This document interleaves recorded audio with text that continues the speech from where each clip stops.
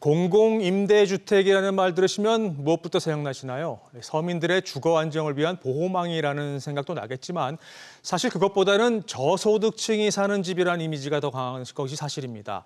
특히 내 집 바로 옆에 임대주택이 있다면 더 그렇겠죠.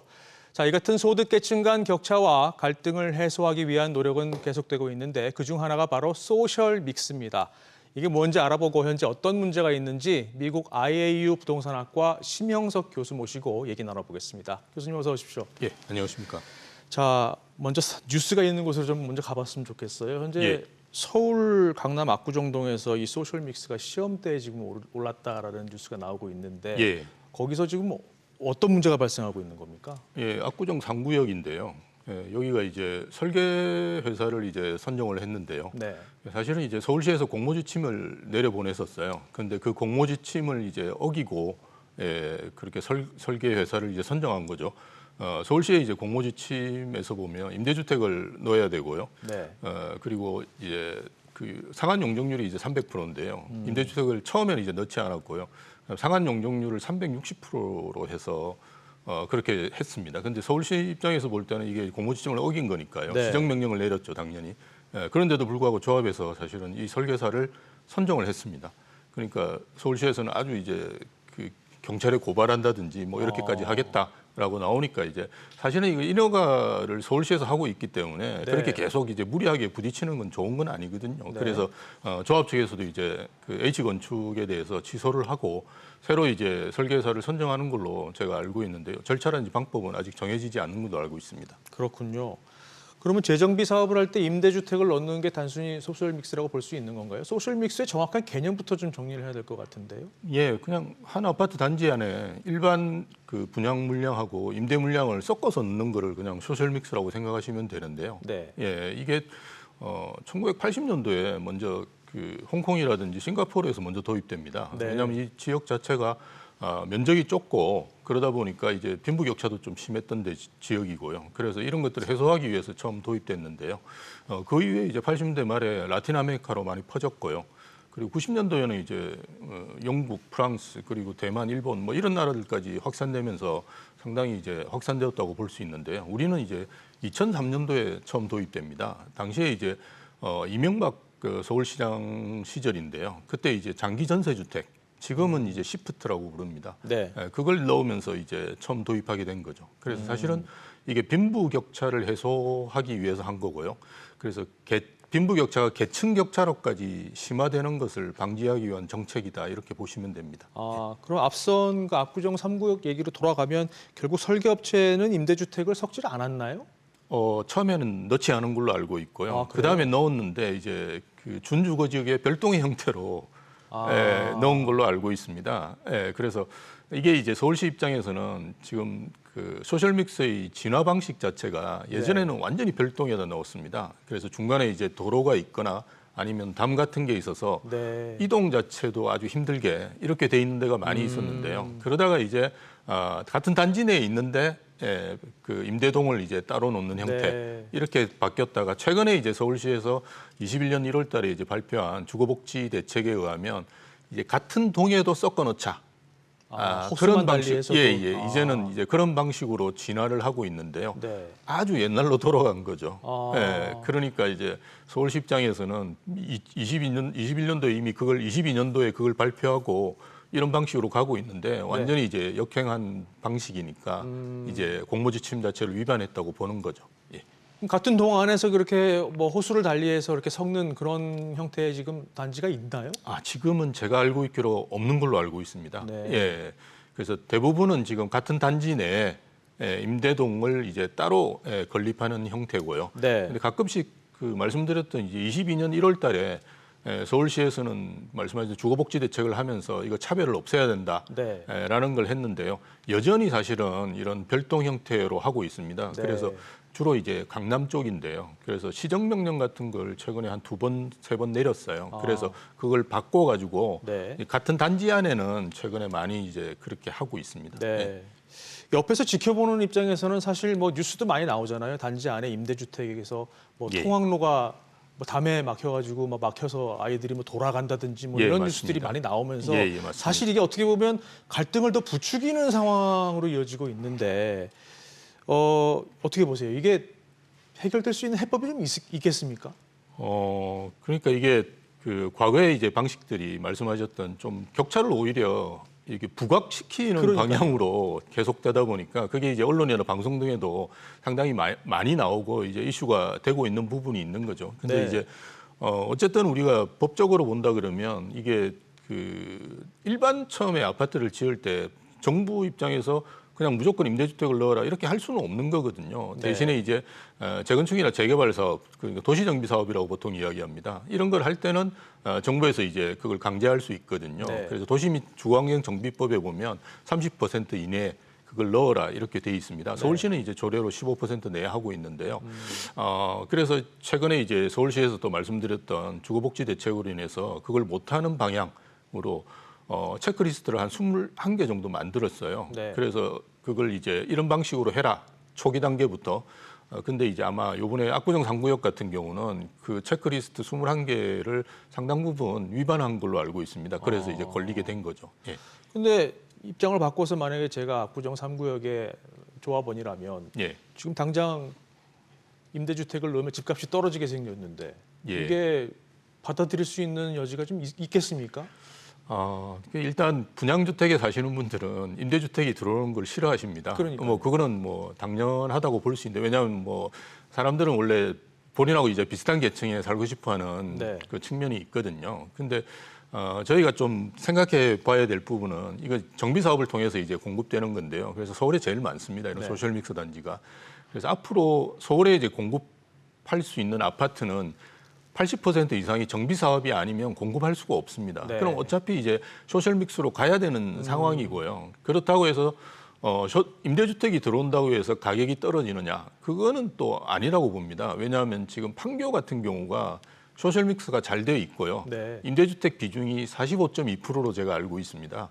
그런데 아시다시피 경기도에서 가장 아파트 가격이 높은 곳이 판교입니다. 그렇죠. 예, 예. 그러니까 이게 사실은 임대주택이 들어온다고 해서 가격이 떨어진다든지 이런 거는 지금도 사실은 영향이 적은데요. 앞으로는 이제 다 임대주택이 들어올 거니까요. 네. 그에 대한 좀 부정적인 인식들은 좀 안 하시는 것이 좋지 않을까 그렇게 봅니다. 근데 뭐 일방적으로 뭐 가진 자니까 너그러운 마음으로 이해를 해라 이렇게 할 수도 없는 거잖아요, 사실. 맞습니다. 예, 예. 그래서 뭔가 반대로 뭐 인센티브를 좀 더 준다던가 이런 식으로 해결할 수 있는 법은 없을까요? 예, 지금 현재도 우리가 그 도시 및 주거환경 정비법에 의하면 재개발 사업에는 이걸 적용할 수 있는데요. 재건축은 적용할 수가 없습니다. 네. 예. 그런데 재건축 같은 경우도 임대주택을 넣고 있거든요. 그 넣는 이유가 이제 말씀하신 대로 용적률 상향을 보려고 하는 겁니다. 네. 그래서 250% 용적률이면 300%로 용적률을 올려주면서 임대주택을 이제 넣는 형태거든요. 네. 그래서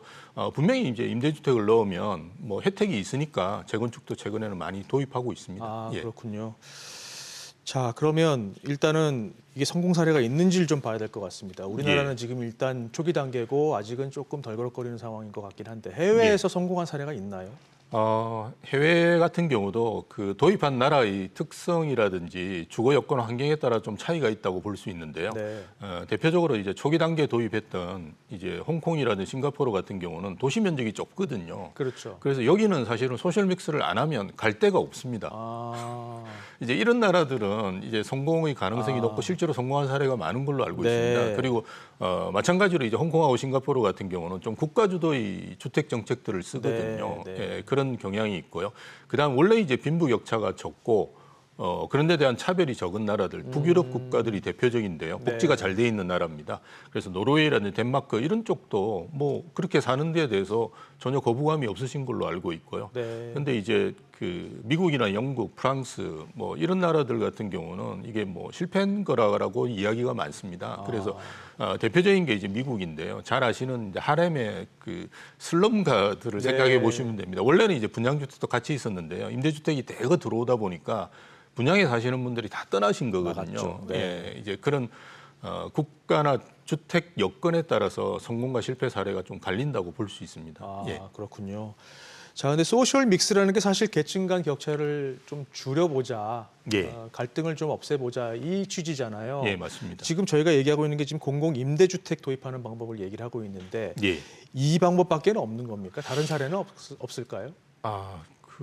지금 전 세계적 추이를 말씀드리면 사실은 이렇게 공공에서 직접적으로 임대주택을 공급하는 나라는 이제 많지는 않고요. 네. 왜냐하면 이게 공급하는 순간부터 이제 적자고요. 그다음 관리하는 것도 상당히 어렵습니다. 네. 그 LH에 계신 분들 말씀을 들어보면 하나 짓는데 한 1억씩 적자 난답니다. 그러니까 그래요? 국가의 재정을 이렇게 투입할 수 있는 만큼의 선진국들이 이제는 많이 없거든요. 네. 그럼 이제 어떤 방법을 쓰느냐 그러면 미국이 이제 대표적인데 주택 바우처 같이 쿠폰을 지급합니다. 그게 뭔가요? 그래서 내가 그 30만 원 정도의 그 월세에 살 수밖에 없는 사람, 뭐 이를테면 우리라고 이야기하면 고시원에 갈 수밖에 없거든요. 네. 그런 분한테 이제 70%를 지원해 주는 겁니다. 근데 그거를 이제 돈으로 처음에는 줘봤더니만 이제 마약하고 이제 술 먹고 이러니까 네. 그걸 이제 임대인한테 주거나 쿠폰 형태로 주는 거죠. 예, 그거에서 70만 원을 줘서 사실은 100만 원이면 그 강남의 원룸에서도 사실 수 있는 거거든요. 네. 이런 방식으로 해서 지원하는 게 주택 바우처인데요.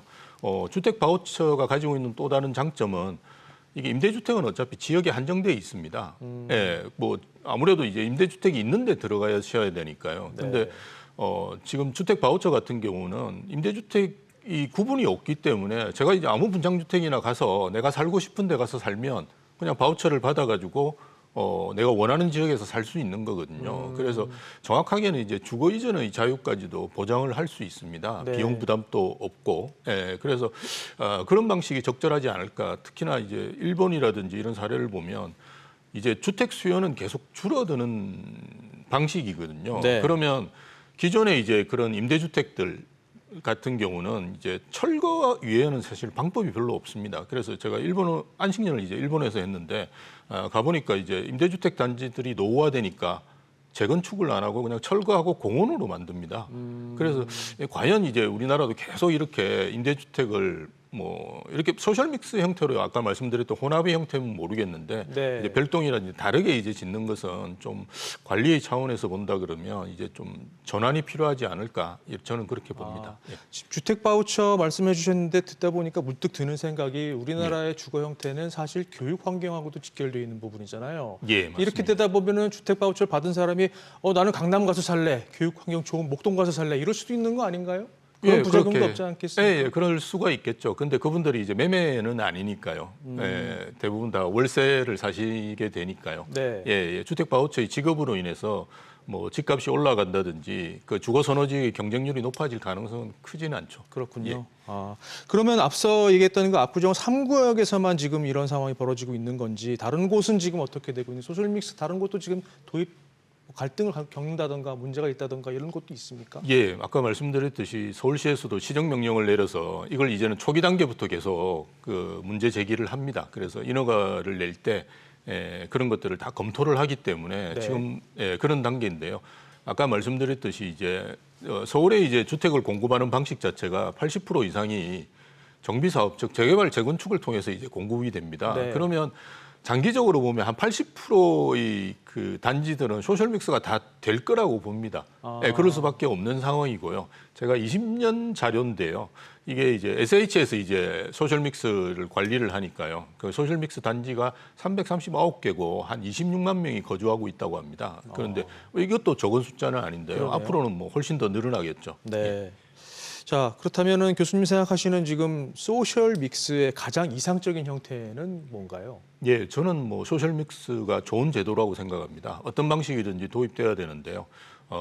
이렇게 물리적인 방법으로 하는 것은 뭐 어떤 면에서 보면 아까 말씀드렸던 장기적으로 간다 그러면 뭐 이걸 국가 예산이 계속 들어가니까요. 과연 이제 이렇게 하는 것이 좋은가 이런 고민들을 하셔야 되는 상황이고요. 네. 또 하나는 이제 어쨌든 소셜 믹스를 하는 이유가 그 저소득층이 자산 격차나 소득 격차가 있기 때문에 하는 거거든요. 네. 그래서 핵심은 이제 저소득층을 독립시키고 자산이 이제 좀 많은 수준으로 올려는 건데요. 이걸 임대주택을 통해서 과연 할 수 있느냐? 저는 좀 부정적입니다. 네. 예, 장기간 이제 임대주택에 거주하시고 나면 사실은 한 10년간 거주하시고 나면 집값은 한 두세 배는 올라 있을 올라갈 가능성이 가능성이. 예, 높죠. 그쵸. 그래서 오히려 좋은 방법이 아니지 않는가 이렇게 네. 봅니다. 예. 그 앞서 제가 조금 리서치를 하다가 이제 교수님 말씀하신 내용 중에서 에이지 믹스가 필요하다는 말씀도 해주신 것 같아요. 예. 이건 뭔가요? 저희가 그 고령화가 제일 심각한 나라고요. 지금 출산율이 0.7명 되지 않습니까? 네네. 그럼 고령화에 따르는 고령인들에 대한 주택 같은 것도 고민을 해야 되는데요. 네. 일단 저희 나라는 실버타운 그 노인복지주택입니다. 정확한 명칭으로는 이 노인복지주택이 한 38개소 정도고요. 지금 현재 입소 인원이 7,900명인데요. 일본을 예를 들어 보면 비슷한 이제 시설이 유로 노인홈입니다. 그게 17,000개가 있습니다. 네. 그러니까 이것 자체가 너무 부족하고요. 그리고 일본 같은 경우는 실버타운 즉 유로 노인홈에도 한 20% 정도는 젊은 분들이 들어올 수 있도록 돼 있어요. 네. 그러면 이제 젊은 분들은 육아에 대한 부분을 도움을 받을 수 있고요. 나이 드신 분들은 이제 병원이라든지 이런 거 이동하실 때 그죠 도움을 받으실 수 있죠. 이렇게 에이즈 믹스를 하는 것이 필요하고요. UR 도시기구라고 해서 우리로 이야기하면 LH하고 비슷합니다. 일본에 이제 있는 UR 도시기구에서는 친족끼리 이제 모여 살면 1km 이내에 모여 살면 UR 도시기구에서 공급하는 임대주택은 30% 월세를 할인해 줍니다. 네. 예, 이런 정책들이 전형적으로 이제 에이즈 믹스를 하는 정책이라고 보거든요. 네. 그래서 사실은 그 소셜 믹스라는 거는 사실 검증이 아직 되지 않은 좀 80년대부터 도입됐으니까요. 좀 이런 제도인데 이걸 무리하게 도입하는 것보다는 오히려 이제 에이즈 믹스에 좀 더 관심을 가지시는 게 좋지 않을까 봅니다. 예, 참고가 되는 것 같습니다. 지금 여기까지만 듣겠습니다. 예, 감사합니다. 자, 지금까지 IAU 부동산학과 심영석 교수님과 함께 얘기 나눠봤습니다. 고맙습니다. 예, 감사합니다.